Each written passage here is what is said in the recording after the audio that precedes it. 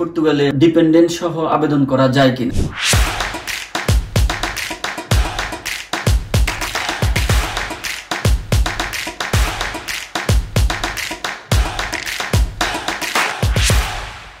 পর্তুগালের স্টুডেন্ট ভিসায় অর্থাৎ এখানে কিন্তু bachelor, post graduation, masters, PhD থেকে শুরু করে বিভিন্ন লেভেলে পড়ার সুযোগ রয়েছে। বর্তমান যেই সরকার রয়েছে তারা কিন্তু পর্তুগালে অধিক পরিমাপে আন্তর্জাতিক স্টুডেন্ট আকর্ষণ করার বিষয়ে তারা কাজ করছেন, অর্থাৎ তারা সেটিকে অগ্রাধিকার দিচ্ছেন।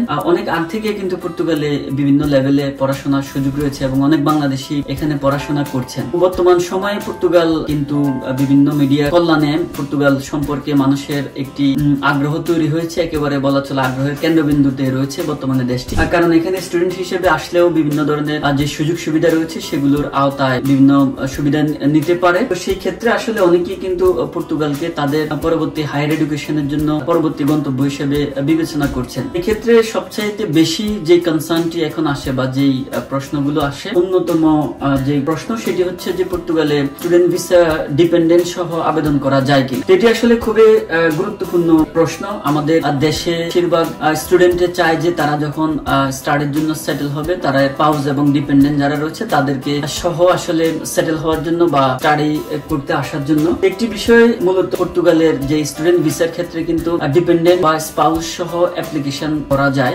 সেখানে সেই অপশনটি রয়েছে। যে বাস্তবতা হচ্ছে কিন্তু যারা একেবারেই 100% স্কলারশিপ পায় তাদের ক্ষেত্রে ডিপেন্ডেন্ট অথবা স্পাউসকে ভিসা মোটামুটি কনফার্মেশন থাকে যে তারাও ভিসা পাবে। কিন্তু যারা সেলফ ফান্ড আসতে চায় পর্তুগালে তারা তাদের প্রভিশন রয়েছে, তারা চাইলে অ্যাপ্লাই করতে পারবে তাদের ডিপেন্ডেন্ট অথবা স্পাউস এর জন্য। সে আমার অভিজ্ঞতার আলোকে যদি আমি বলি তাহলে বলবো যে সিঙ্গেল অ্যাপ্লিকেশন করাই হচ্ছে বেটার। কারণ যারা পর্তুগালে সিঙ্গেল অ্যাপ্লিকেশন করে আসবেন আপনারা কিন্তু পর্তুগালে আসার 1 থেকে 2 মাসের মধ্যে পর্তুগালের যে রেসিডেন্স পারমিটটি রয়েছে সেটি আপনারা পেয়ে যাবেন।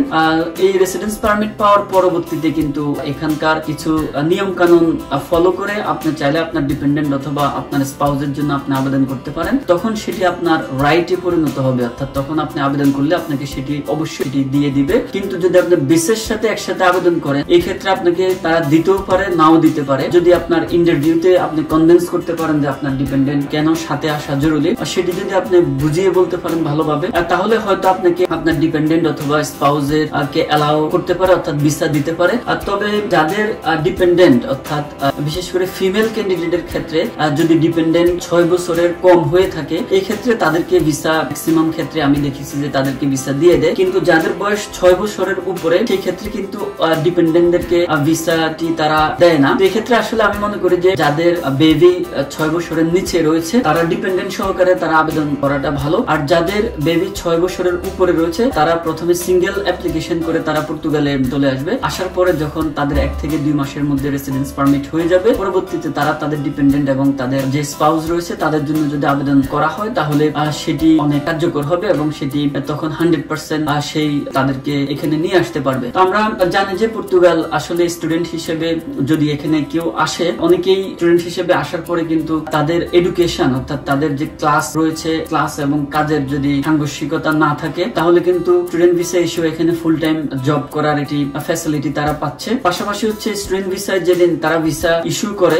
সেই দিন থেকে কিন্তু 5 বছর পরে তারা পর্তুগালের নাগরিকত্ব আবেদনের জন্য বিবেচ্য হবে, যেটি অন্য দেশে স্টুডেন্ট থাকা অবস্থায় কিন্তু সেই সময়টিকে হাফ কাউন্ট করে, অর্থাৎ কেউ যদি 5 বছর থাকে তাহলে সেটিকে 2.5 বছর কাউন্ট করে। পরবর্তীতে হচ্ছে পড়াশোনা শেষ করার পরে তারা তাদেরকে একটি জব চার্জ একটি পিরিয়ড দিয়ে থাকে। সেই পিরিয়ডের মধ্যে তারা সেই নির্দিষ্ট সেক্টরে যদি জব ম্যানেজ করতে পারে তবেই তারা সেখানে পার্মানেন্টলি থাকার সুবিধা পায়। কিন্তু পর্তুগালে এক্ষেত্রে ব্যতিক্রম। পর্তুগালে হচ্ছে যেই স্টুডেন্ট ভিসা আসার পরেও সেই পড়াশোনা শেষ করার পরে সে চাইলে এখানে চাকরি করতে পারবে বা পড়াশোনা চলাকালীন অবস্থায় সে যে কোনো ইনিশিয়েটিভ বিজনেস ইনিশিয়েটিভ এখানে নিতে পারবে এবং যেদিন থেকে সে ভিসা পেয়েছে সেই দিন থেকে কিন্তু তার 5 বছর পরে সেই পর্তুগিজ নাগরিকত্ব আবেদন করতে পারবেন। তো এই ক্ষেত্রে আসলে আজকে যেহেতু ডিপেন্ডেন্টদেরকে নিয়ে কথা বলছি, তো পর্তুগালের যে লেভেলে অ্যাপ্লাই করেন না কেন, ব্যাচেলর হতে পারে, পোস্ট গ্রাজুয়েশন হতে পারে, মাস্টার্স হতে পারে, পিএইচডি হতে পারে, তো আপনারা আমার যে সাজেশন সেটি থাকবে হচ্ছে প্রথমে সিঙ্গেল অ্যাপ্লিকেশন করা, আর যাদের বাচ্চার বয়স হচ্ছে 6 বছরের নিচে তারা হচ্ছে ডিপেন্ডেন্টদের জন্য আবেদন করা। অন্যথায় সিঙ্গেল অ্যাপ্লিকেশন করে পরবর্তীতে যখন পর্তুগালে আসবেন তখন আপনাদের ডিপেন্ডেন্ট বা স্পাউসের জন্য